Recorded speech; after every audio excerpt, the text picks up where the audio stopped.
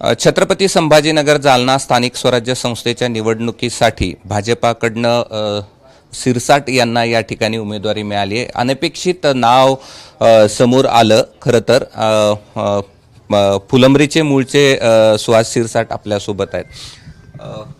कसा तुम्हाला फोन आला आणि तुम्हाला अपेक्षा होती का? एक अपेक्षा म्हणण्यापेक्षा इच्छुकमध्ये माझं नाव होतं आणि भारतीय जनता पार्टी ही सर्वसामान्यांचा पक्ष आहे. सर्वसामान्याला न्याय त्या ठिकाणी मिळतो. त्याच्यामुळं नक्कीच असं वाटत होतं की उमेदवारी मिळेल. आणि जी माहिती मिळाली ती कार्यकर्त्यांनी अभिनंदनाचे ज्यावेळेस फोन केले त्यावेळेस ही माहिती त्या ठिकाणी मिळाली. मला फोन कसा कुणाचा आला होता? कार्यकर्त्यांची फोन यायला सुरुवात झाली एक साधारण 10:30च्या दरम्यान. त्याच्यानंतर कळालं. मग नंतर वरिष्ठांचे नंतर सगळ्यांचेच फोन आले त्याच्यानंतर. मग संख्यागणित तुमच्या बाजूनं आहे, मात्र या निवडणुकीतलं काही सांगता येत नाही काय होईल कसं.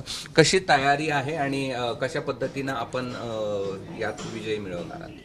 आजची जी उमेदवारी आहे ही संपूर्ण महाराष्ट्रामध्ये महायुती म्हणून एकत्रितपणे ही विधान परिषदेच्या निवडणुका आपण लढतोय. आणि त्याच्यामुळं महायुती ही नक्कीच भक्कमपणे त्या ठिकाणी उभी आहे. प्रत्येक मतदारसंघामध्ये अगदी संख्याबळ एवढं आहे की त्या ठिकाणी विजय निश्चित होईल. परंतु कुठलीही निवडणूक ही साधेपणानं घ्यायची नसते, तर त्याच्यावर गांभीर्याने लक्ष करून आणि ती निवडणूक लढवायची असते. त्या पद्धतीनं नक्कीच वरिष्ठांचे मार्गदर्शन घेऊन आपण ती निवडणूक या ठिकाणी लढवू. अनेक दिग्गज लाईनमध्ये होते, मात्र तुमचं नाव एकदम अनपेक्षित समोर आलं. नक्कीच मी खूप छोटा कार्यकर्ता आहे, परंतु मला त्या ठिकाणी भारतीय जनता पार्टीच्या माध्यमातून आणि महायुतीच्या माध्यमातून संधी मिळाली. आणि मला वाटतं जे सर्व मंडळी इच्छुक होती या सर्वांनी मला शुभेच्छा देऊन त्यांनी माझं अभिनंदन केलं आणि मला शुभेच्छा सुद्धा दिल्या. विजयाची अपेक्षा? नक्कीच विजयाची अपेक्षा असणारे भक्कमपणे महायुती आहे. देवेंद्रजींच्या मार्गदर्शनाखाली या ठिकाणी या महाराष्ट्रामध्ये चांगलं काम होतंय. मोदीजींच्या माध्यमातून या देशामध्ये काम होतंय आणि त्याचा फायदा नक्कीच या ठिकाणी मला या ठिकाणी या निवडणुकीमध्ये होईल आणि महायुतीचा विजय नक्कीच निश्चितपणे होईल. धन्यवाद. हे होते सुहास सिरसाट. आणि अनपेक्षितपणे एक नाव समोर आलं. मूळचे फुलंब्रीचे आहेत.